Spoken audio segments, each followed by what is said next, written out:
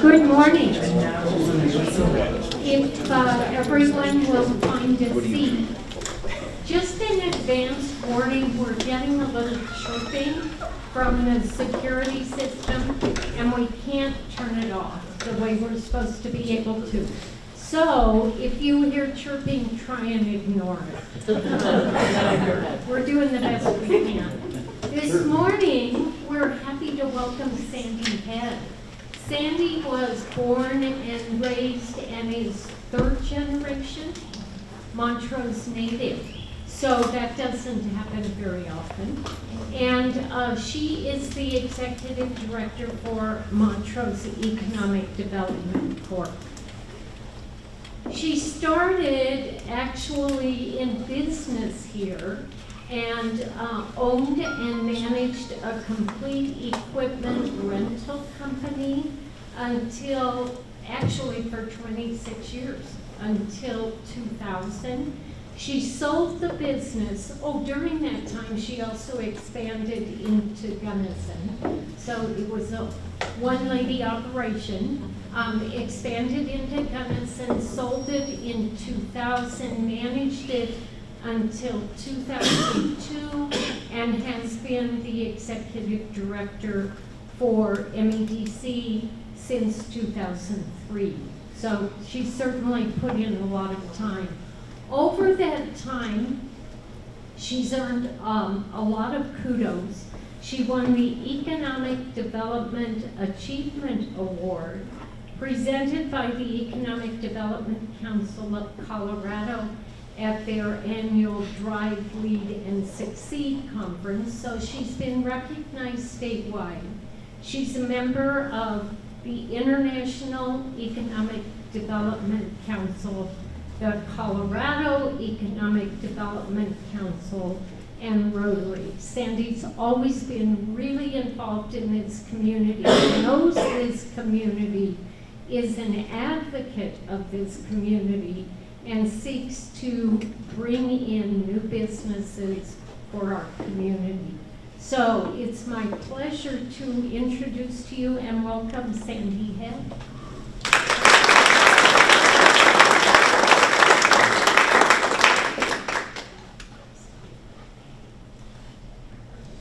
Thank you, Kathy. Can you hear me? Here we go. Oh, you do have to eat the mic. I'm glad to be here. Kathy invited me, and it was a good timing because we just finished our annual meeting. And that meant I didn't have to try to think about what I wanted to talk about. For those of you, I see a few in the room that came to our annual meeting, so some of this might be a repeat, but if your retention suit is as strong as mine, it might be new. So you never know. And I'm fourth generation. I had to count while you were talking, but it is fourth generation, and it's a great community, and it's changed a lot over the years, as we all know. So I'm going to just do a couple slides on who MEDC is, because not everyone knows. We had an ice cream social yesterday at the rec center for their planning, and someone walked up to me and said, I really don't know the difference between MEDC and Region 10. And I thought, doesn't everyone know? But we don't all know if we're not really engaged. So just a couple of pieces of information about who MEDC is.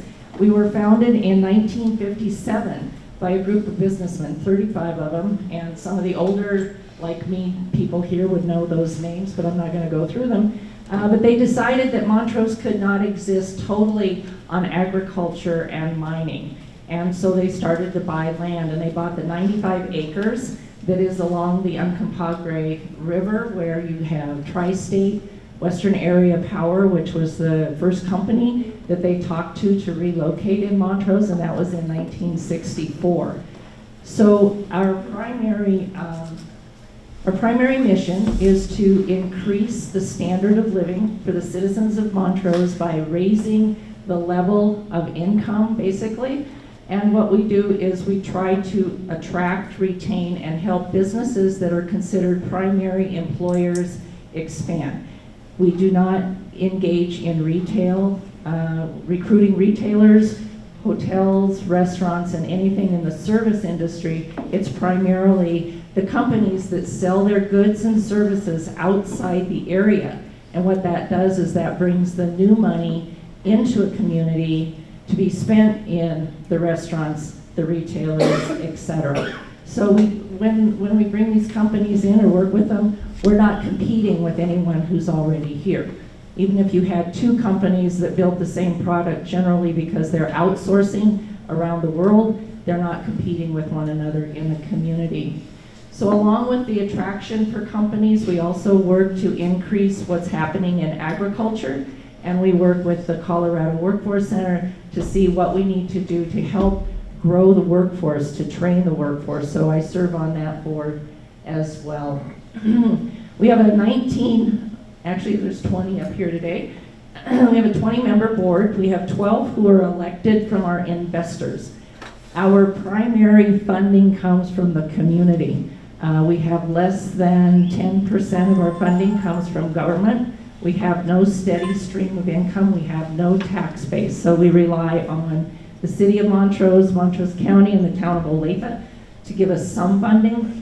And then the majority of our funding comes from banks and retailers, a few. A lot of the companies that we assist in coming to Montrose also fund us. So everyone in this room is eligible to be an investor, and you can talk to me later if you would like to join our efforts. So I wanted to talk today about the major effort we went through in 2020. You know, with COVID, the community was pretty much shut down, but we found that we were very busy, and I think other agencies such as Region 10 experienced the same thing with companies trying to survive. But Russell Stover's was a company that was brought to Montrose in the 1970s in a joint effort between the city of Montrose and MEDC.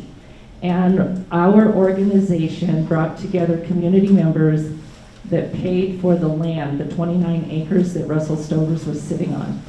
And we bought that through individual loans through all the banks in Montrose. It was a huge concerted effort. And once we owned the land, we deeded it to the city.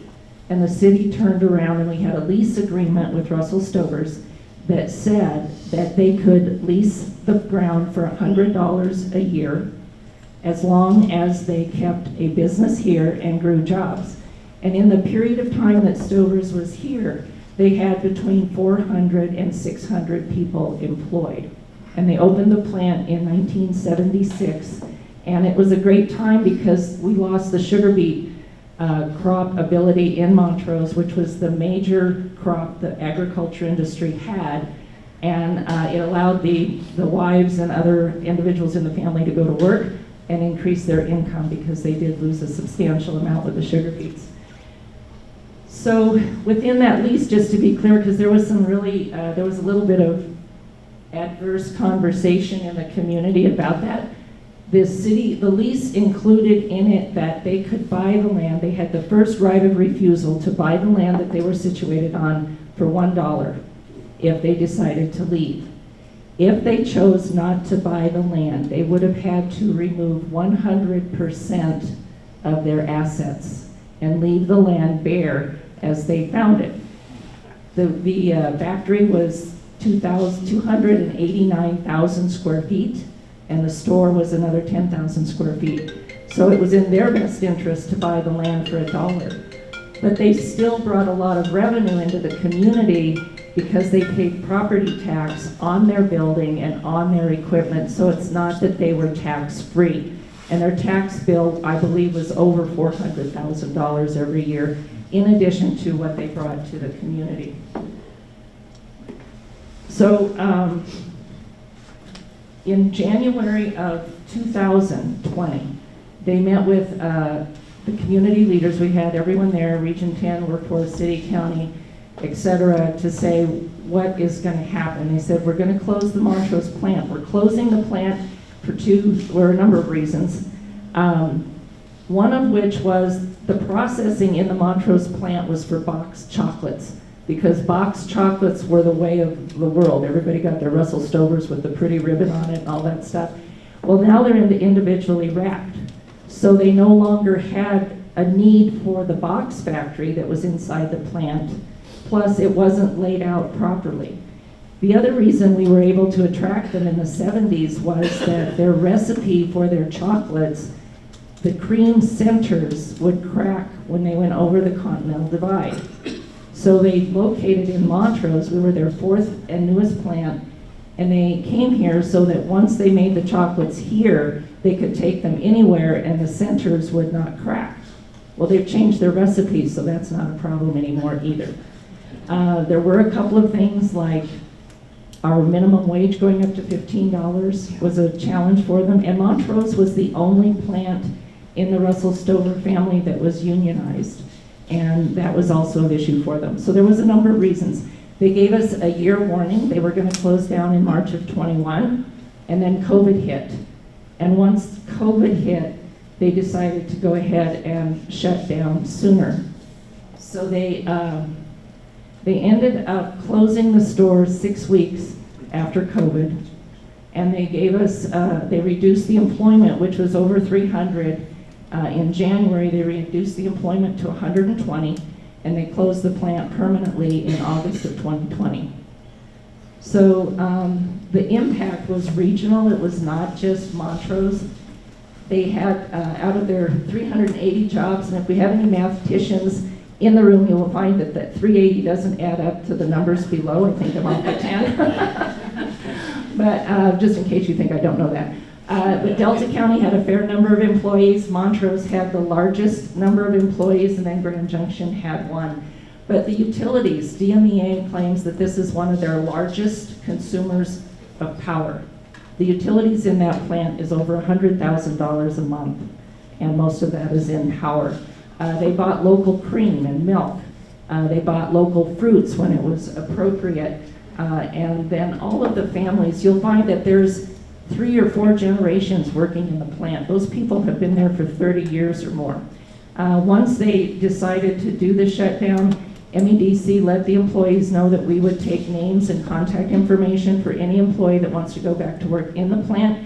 And today we have over 90 people who have come to see us with their name, their email. Most of them do not speak English, but they're families and they all want to go back to work in the plant. And we're hoping to have a plan going forward that will allow that. Because MEDC is in charge of, if you will, the primary employers of which this was, then we took over the acquisition of the plant and we worked with different people on ideas. And I have to say the community really stepped forward. I had a lot of phone calls on what we should or could put in the plant. For the freezer, the biggest idea was an ice climbing training center where we could make a big mountain of ice. The freezer is 1 acre in size. Also a recreation center like go-karts, all sorts of fun things, and everybody just knew that Amazon or Costco was coming to Montrose, and I'm here to tell you that they're not. Even the county has tried to bring Costco here, and they have said, no thank you, you're not big enough, and they also think we have a Costco close enough to Montrose in case you like driving to Gibson once in a while. So the challenge in finding a buyer for the plant, which we did contact a number of chocolate companies because that would have been a real turnkey thing, was the size. Someone like Rocky Mountain Chocolates in Durango considered it, but they didn't need anywhere near the size of what the plant was. The advantage of the plant is the fact that it has the freezer.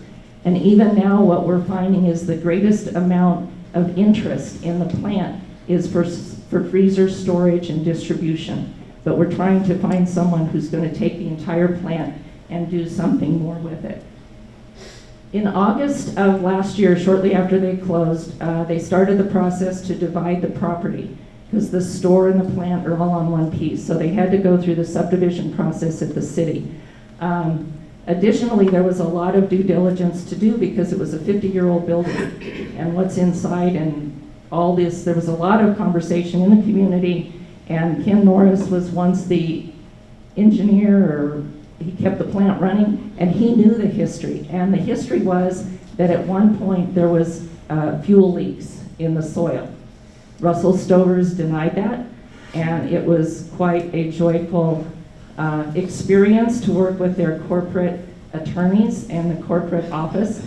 But we did, one of their things was they said, no one knows about it, it's not a public situation, it doesn't exist. So we tastelessly intruded on a city council meeting just to say the words out loud that the community is aware of contamination in the soil.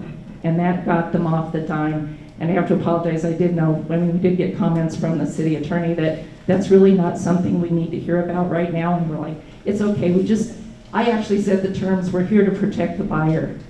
And corporate from Russell Stover's called me the next day and said, we don't understand why you would say you're there to protect the buyer. Ask the wrong person. So anyway, we worked with them. They removed the tank. The lower picture is a 6,000 gallon fuel tank that was next to the building that fed the boilers. And then the two tall tanks, which everyone's probably familiar with, they were along Rio Grande. Yeah.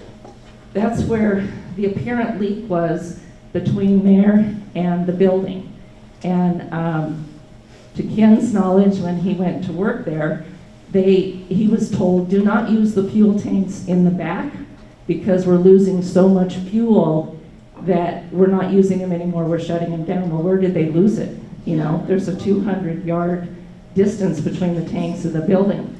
So we got them out there, they did soil testing every 14 feet along where the lines were, and the ground is clear. So whatever leaked back in the day is all cleaned up at this point. The current owner did file a letter of intent in August, so the plant was never really on the market for a very long period of time. And for all the due diligence, he didn't live in Montrose, so I was his boots on the ground working with the city, who is absolutely incredible to work with. Questions about replatting, rezoning, property lines, and Stovers wouldn't move forward with getting the process done because they said they'll just do it over the desk and we just have to take them the paper and they'll sign it in-house. Well, they didn't. They could on some, but not on the replatting and the rezoning or one of those pieces. It had to have a 6-week process, so it really delayed the closing of the property. But you know, you're up against a local community that stands together, so they did find that out eventually. So after 8 months of work, we now have a new owner for the factory, and it's going to be called the Western Slope Food and Innovation Center. And there are a lot of goals and dreams. There has been an effort between Delta and Montrose County for over 3 years now to research how to increase the value and the revenue that goes to agriculture people that are growing peaches and cherries and corn, because there's a lot of waste. Something like 70,000 pounds of corn is wasted every year because it can't make it to market. Certain peaches that can't make it to market before they overripe get tilled back into the soil. So we've had conversations about creating an individual quick freeze, IQF, in a location. Well, everybody was bought into the idea that who could build a freezer and who could build a plant, because you're talking to growers. Well, the Stovers plant came available. Mitch Bennett, who is the person who put the LOI on it and also moved forward with the purchase, he had been down in Delta working with Engage on finding ways to increase the value to the crops that are being grown. So he was already aware of our project, and he's the one that put the letter of intent to hold the building to do the due diligence. So this is what we're hoping to do, is to find a company. The building is empty. Stovers took everything out, which was a good thing. Actually, they took a little more than they were supposed to take out, but we'll deal with that later. But to put in a quick freeze situation, and what that does is if you buy a bag of fruit that hasn't been through the quick freeze process, it's all a clump, and you bang it on the counter and you loosen it up. Quick freeze flash freezes fruits, vegetables, meats, anything along that line quickly, and it preserves it in individual pieces. It does freeze each individual piece. It extends the life and increases the quality. So that's what we want to do. And we're hoping to do it with both fruits, vegetables, and also proteins like beef. You know, when COVID hit and the restaurants had to shut down, the beef producers, they have cattle that are going beyond the point of when they should butcher them.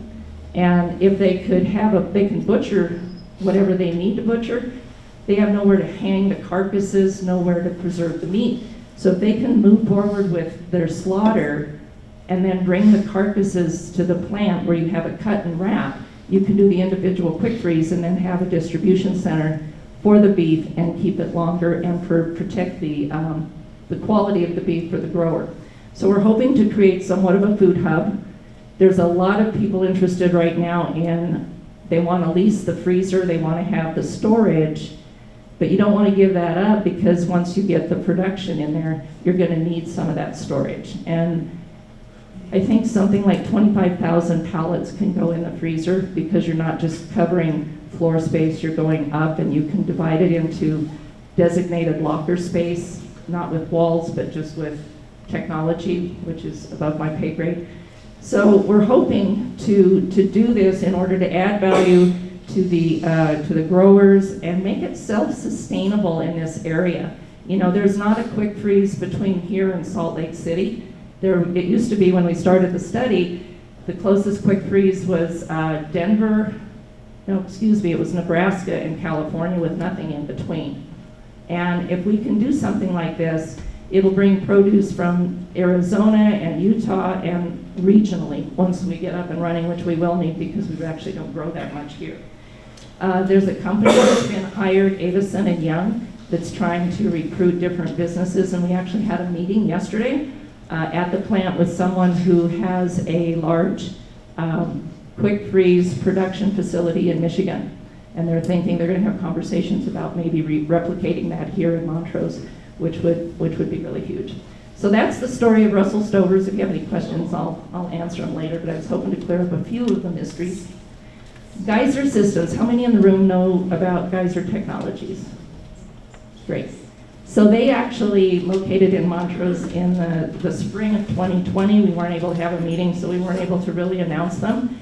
Owner Jonathan Valorestas has created this incredible 1-gallon quick heat backpack shower system that can be taken into the hills. But beyond that, it can also go into nursing homes for bed baths. It can go into firefighting situations where the firefighters are filled with all of that chemical every day long and they're able to clean up with this type of system.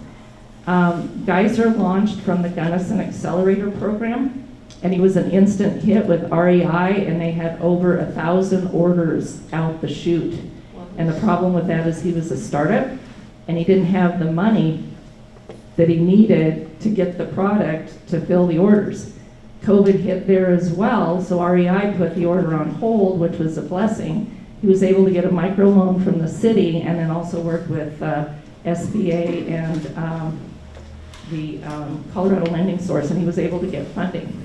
The system continues to launch into more and more demand. And what's really cool, and one of the reasons I want to bring this up today, is Jonathan reached out to me earlier this year, and he said, I need help, and what I'm really hoping to connect with are kids in the high school, because I could teach them a lot.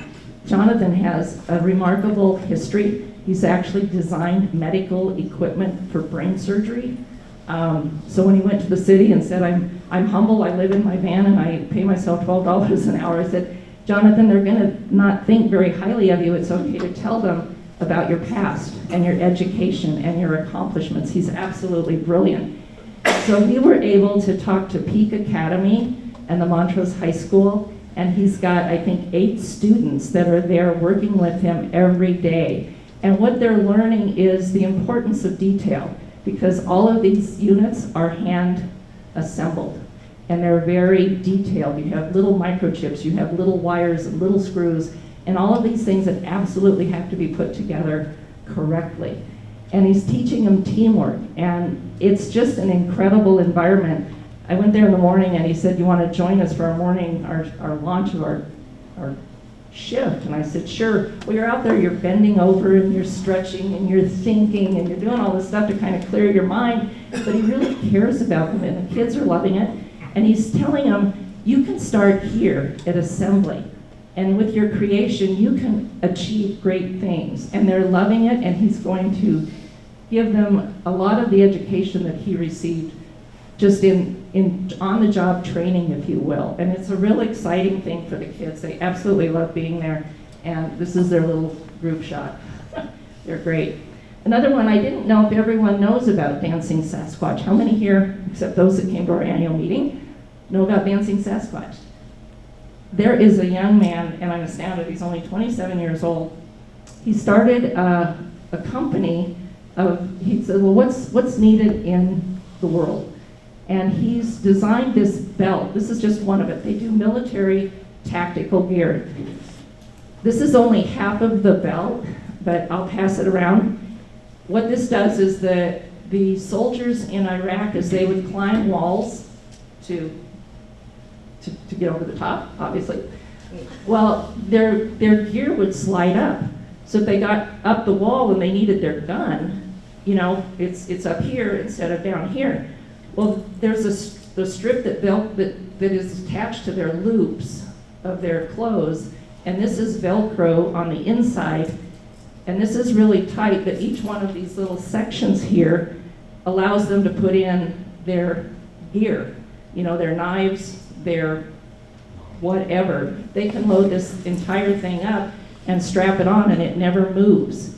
And they send out, they're hand making these, they've got CNC sewing machines and laser cutters, and Joshua's even created the molds. He says, you know, you wanted a jig to do XYZ, they want thousands of dollars for it. So I have a laser cutter and I've designed my own jig. And they're sending out over 500 of these every week.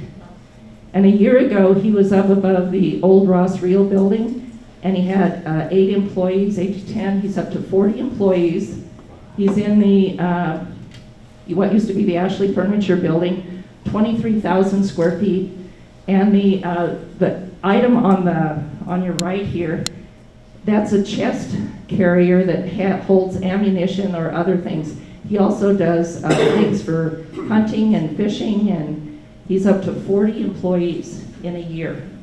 And he's designing, creating, and sewing, and doing all of this stuff. And it's really fascinating, and it's just a small company that's growing like crazy. And he's very ingenious, and it's just one of those hidden secrets in Montrose. Trailer Made Trailers, this is a little dated. They actually located in Olathe from Denver in late 2019, early 2020. They build tiny homes, and they build flatbed trailers. They're up to 20 to 30 employees, and they also build cold form steel framing. So if you want the steel frames for your building instead of studs, they do that out there, and that's been a real good addition for Olathe. They're in one of the old Hanson Weatherport buildings, and they're on a lease to purchase there. Updates on Montrose Forest Products. That was an example, for those that don't know, of a retention effort when the old owners of the forest mill, the sawmill, went into receivership. The community came together, MEDC worked to try to find a buyer. Nyman Enterprises out of the Black Hills bought the plant and immediately started to put money into it. You know, that plant was there for many, many years, and it didn't have heat. It was open year-round in a steel building, 100 employees, and they didn't have heat. They also didn't have air purification.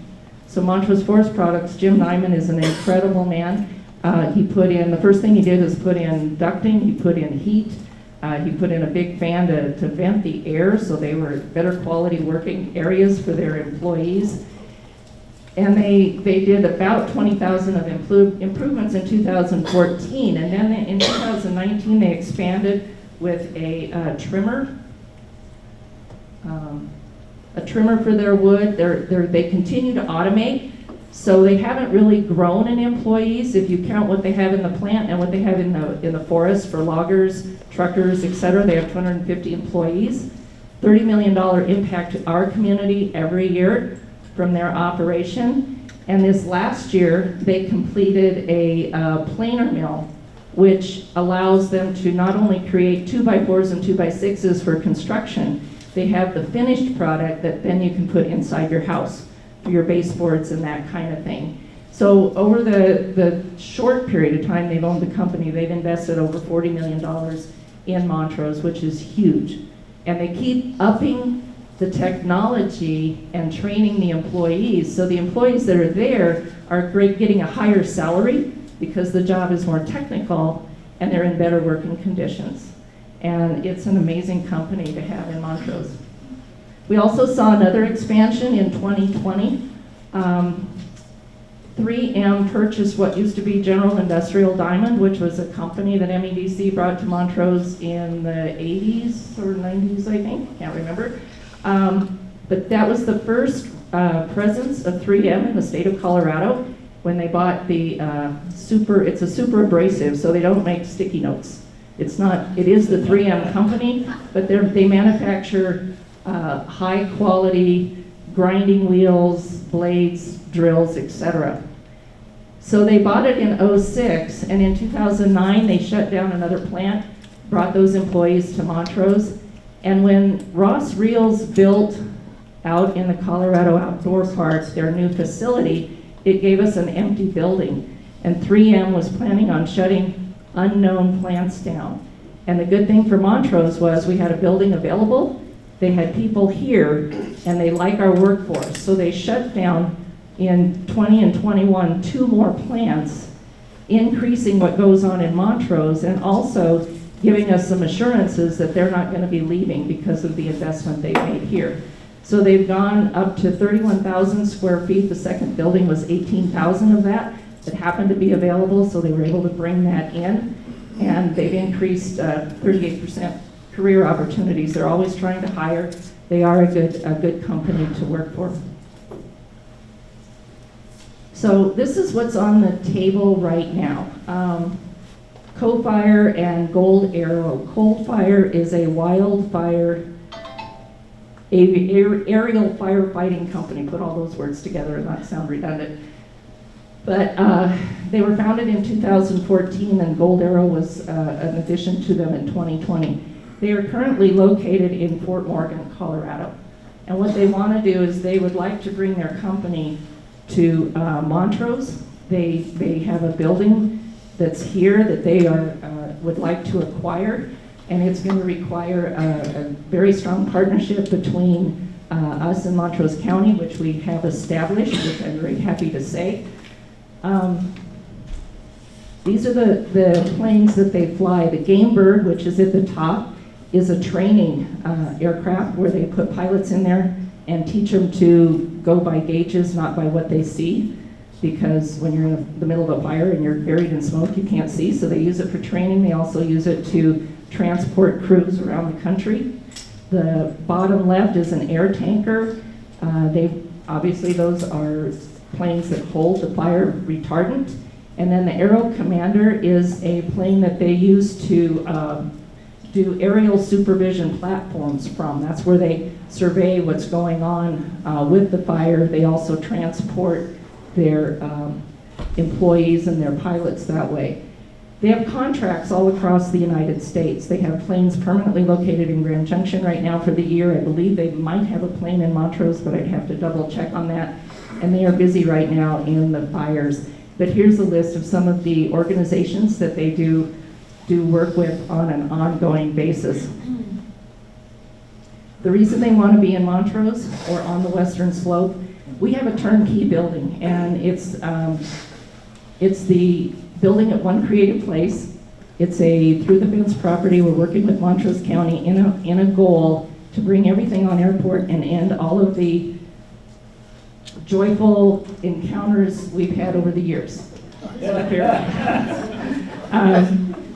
And it's going to require a lot because they're going to have to be able to buy the building, you've got to work with the owners and do a lot of things. But if you look at this slide, you'll see that since 2000, 750,000 acres have burned in Colorado alone.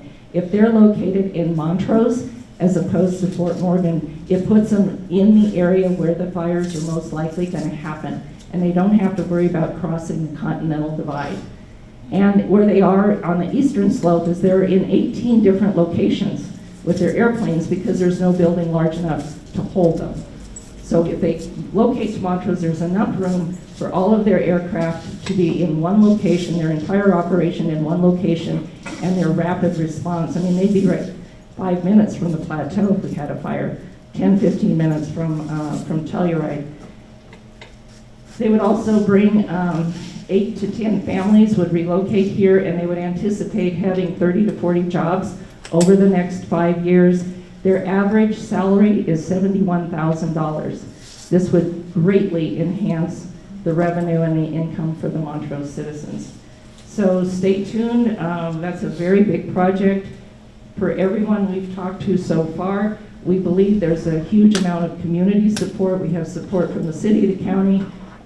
Region 10 will of course be on board for whatever purposes they can serve, and they love Montrose. They really want to be here. So that is just a snippet of the highlights. We've been very busy. We're grateful for our partners that we work with that help us get from point A to point B, because without the community and putting everything together, nothing happens. You're not an island. You can't achieve these things on your own. I'm just one out of 20 advisors on my board, but they're pretty good to go along with things we talk about. So with that, I would just ask if there's any questions, confusion, arguments. Yeah. Before we start questions, I was reminded by one of the attendees that we need to remind everyone else this is Q&A time, question and answer, not opinion time. Everyone who attends here is interested in learning more, and we all have opinions, and if it becomes an opinion time, we'll be bogged down with that and we won't focus on what we're here for. So, with that said, questions. Anyone have a question?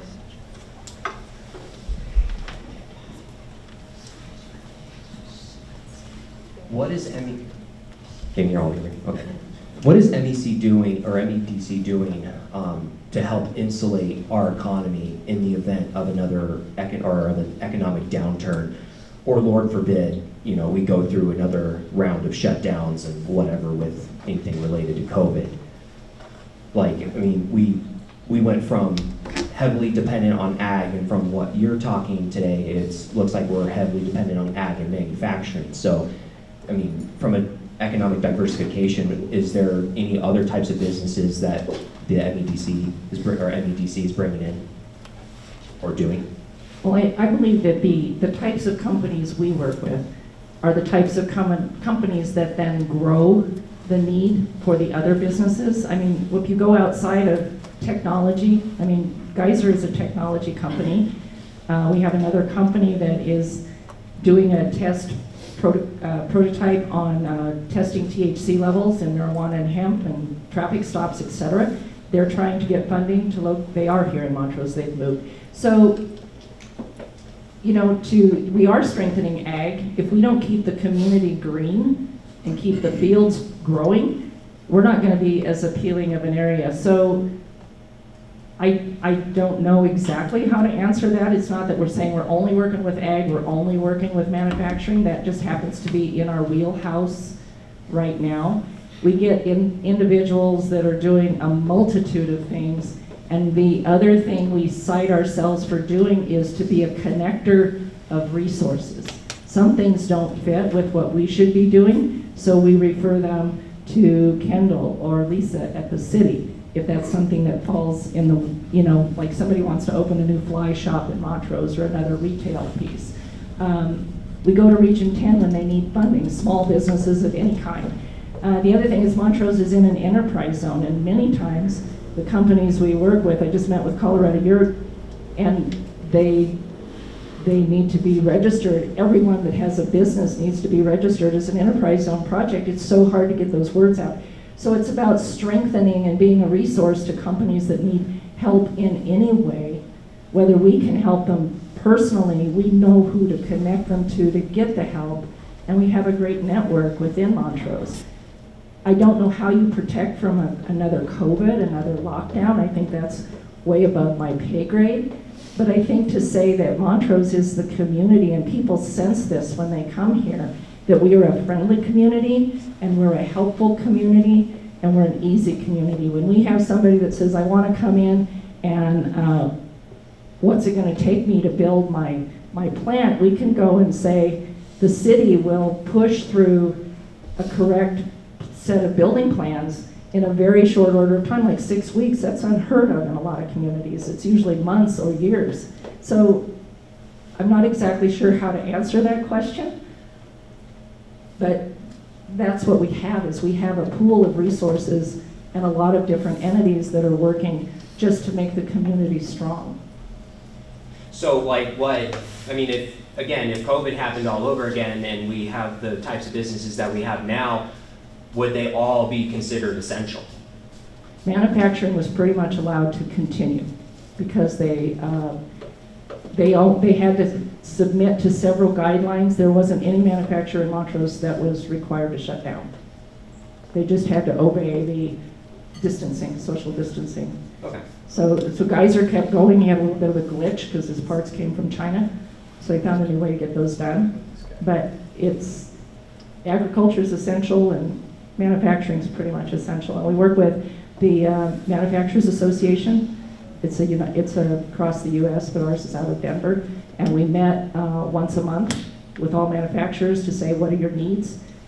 Colorado Yurt, for example, they went into manufacturing PPE equipment because people weren't buying yurts for campgrounds. So, you know, we can't perform miracles. I don't have any sprinkle dust, but we have a lot of partners that help us get done what we need to do.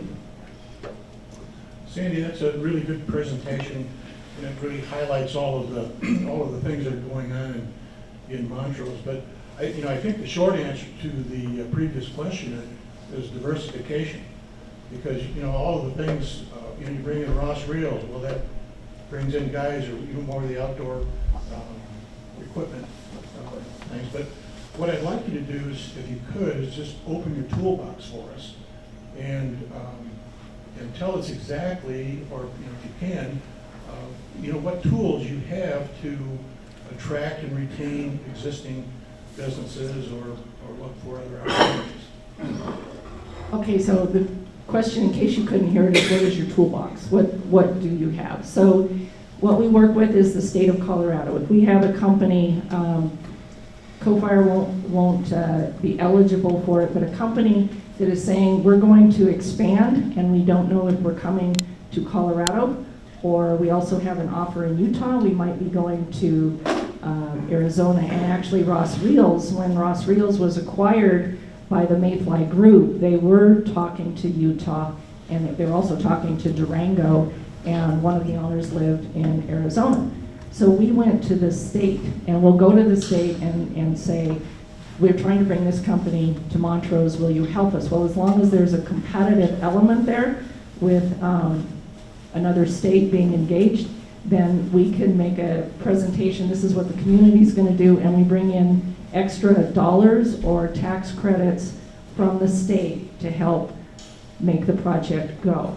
We're working with a company right now, and we've been working with them over a year and a half, but with COVID and supply chain and things that are going on, they say that Montrose in the state of Colorado has the best package.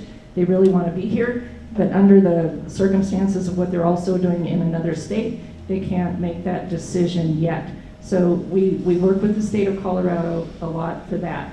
The other element in our toolbox is the enterprise zone, because not every area is eligible for that. Region 10 is the administrator of that, but we put together, okay, this is what you're going to get for state credits on X, Y, and Z.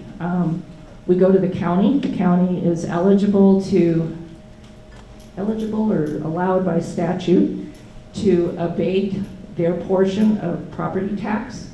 And for an expanding company or a new company, we go and meet with the county and say, this is what's coming in, these are the jobs, what can you do to help them by reducing their property tax liability for the first 5 years or 10, whatever it allows, depending case by case.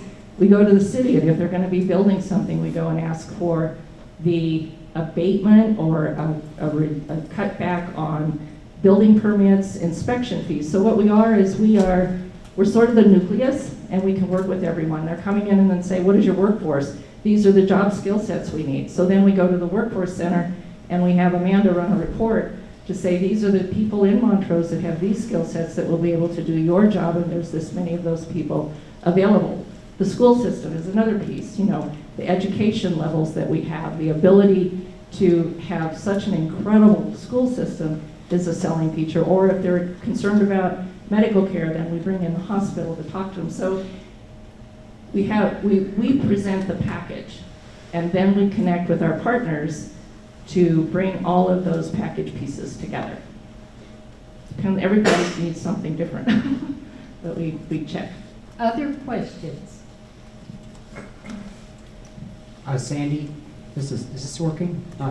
Sandy, you were showing some manufacturers like Geyser. Are you working with the Great Outdoors to help them expand and build buildings along there? And how are you working with the Dragoons on all that?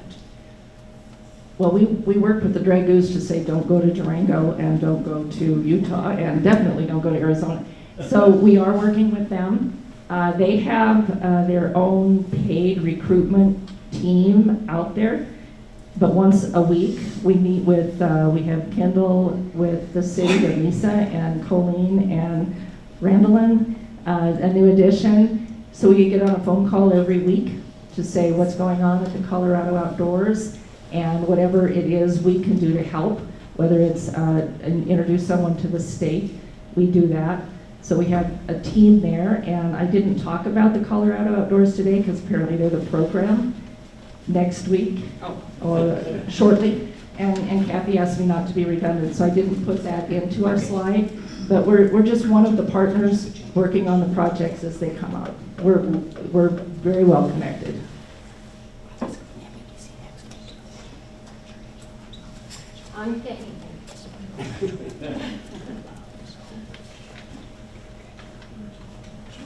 I was wondering if lack of affordable housing is a handicap in the recruitment process. Have companies come in that will bring families and have a problem finding affordable housing. Yes, so the bad news is we have an extreme housing shortage, and the affordable housings are a stretch on the word affordable. The good news, if you want to look at it that way, is that's across the United States. So we're not unique. So they can't say, well, I'm going to go to Durango or Grand Junction because they have houses that are available. That's not true. We do have a lot of subdivisions that are being startups, you know, where we're going to have a lot of homes coming up out of the ground if we can get the lumber and if we can get the cabinetry and if we can get the supplies, because that stuff's not available either. I've been told lumber's going to come down or is starting to come down already, but that doesn't mean that you don't wait. You know, a door that used to take 6 weeks is taking 3 months, an entry door. There's so much involved in the lag process right now. But yes, that is a problem. You know, when we have our board meetings and we have a number of, whether it's the hospital, the school district, or one of our manufacturers, we're ready to hire someone, there's nowhere for them to live. A lot of people are doubling up. So that is a problem. There's only so much you can do about it, but we try to talk to each other about when there is something available and that kind of thing. But it is one of the big handicaps across the country. Other questions?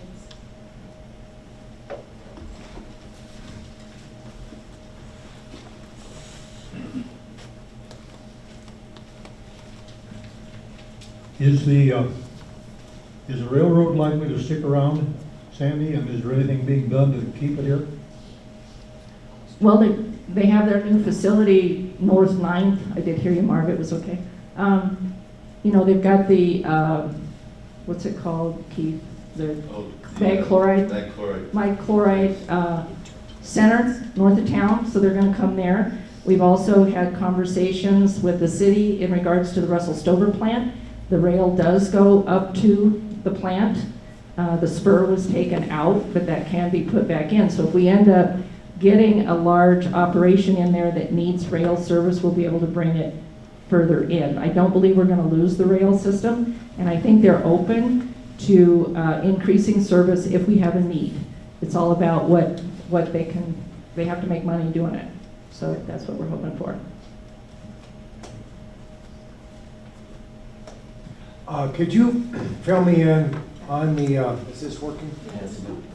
Is this working? With the airport project, you know, with that plane thing, I gather the stumbling block is with the airport corridor or something. Could you explain to me what that's all about, the thing that's holding that project up? Or maybe I'm misinformed. You're not misinformed, you just haven't been here as long as I've been here, because after a while you assume everything's been in the paper long enough that you know what's going on. So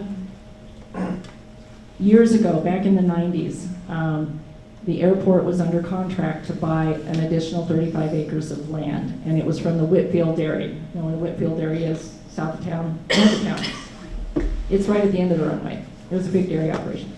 So they were in contract to buy that, and when it came time for closing, they didn't have the funds that they needed to close the deal. Our organization did, so we bought the property. And we bought the property, and we had a development effort between the city and the county and the state. We had federal funds to go in there and develop a aviation business park. And we bought Scale Technology Works here in 1996. And they built a 96,000 square foot building on the property on 10 acres. And their goal was to build the Burt Rutan experimental aircraft. And they were here for a number of years, and then Mr. Rutan sold the company to another company that built race cars, and it really didn't fit their MO. So they ended up, and it's all privately owned.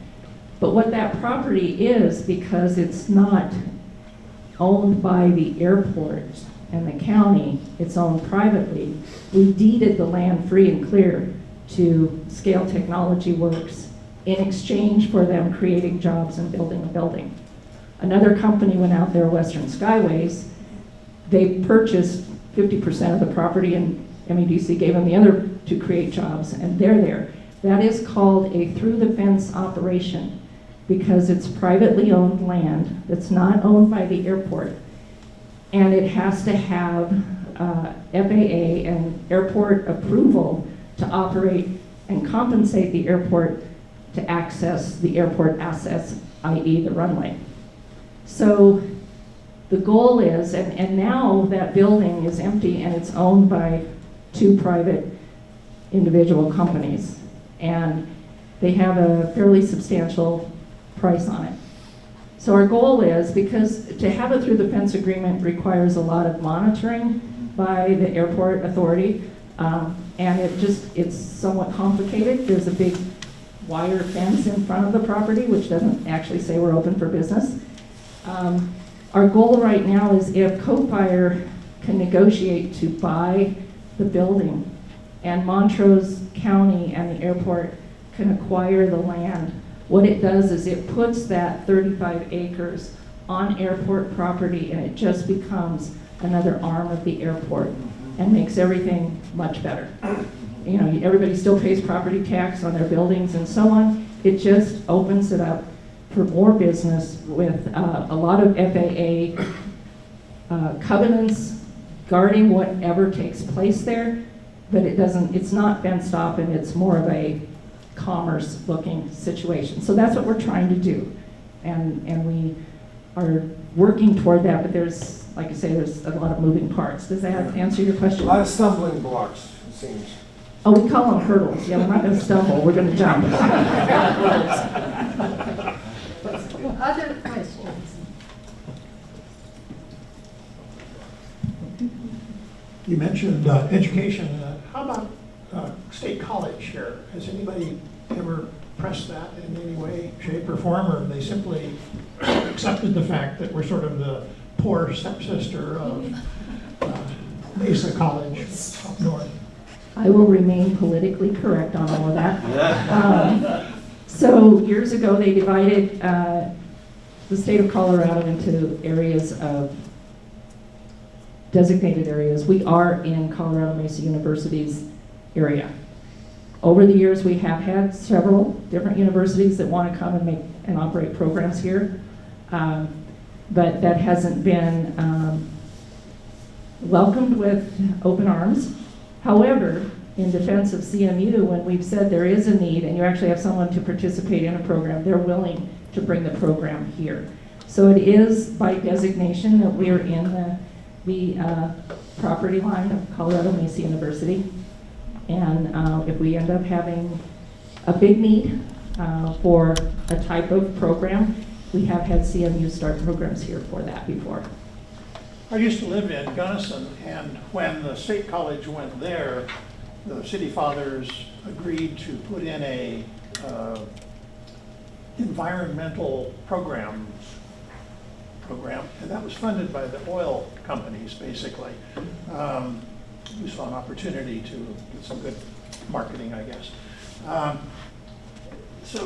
You're the person sort of in the middle of this hurly-burly of people wanting to do things here.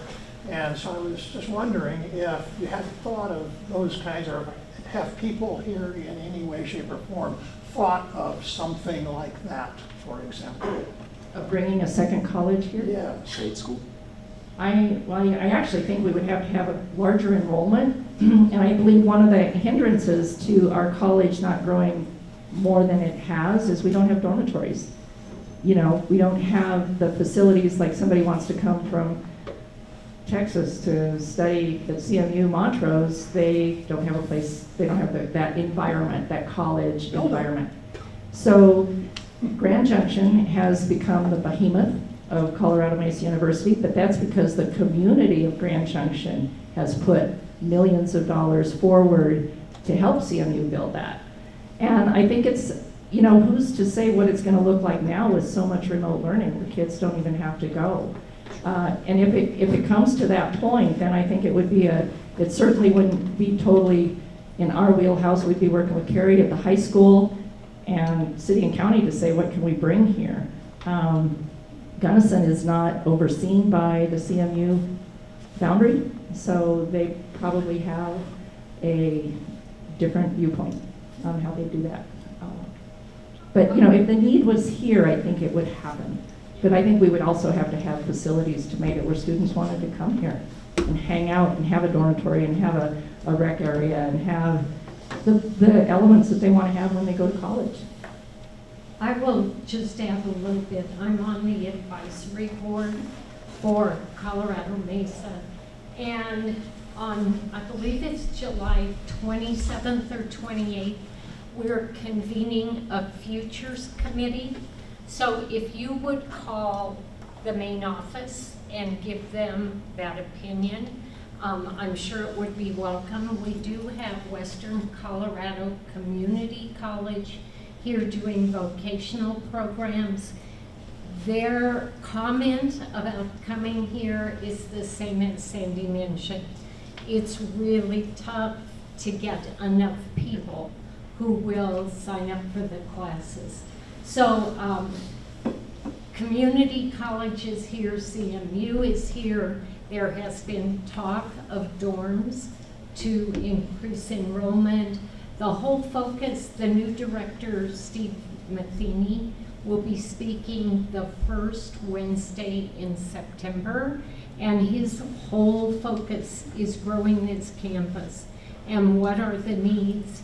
So if you as a community member, and that goes for anybody in the audience, have needs or see needs, have ideas, he's the man to contact.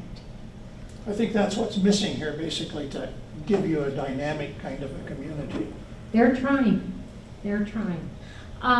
Barb, you want to talk about next week? Yes.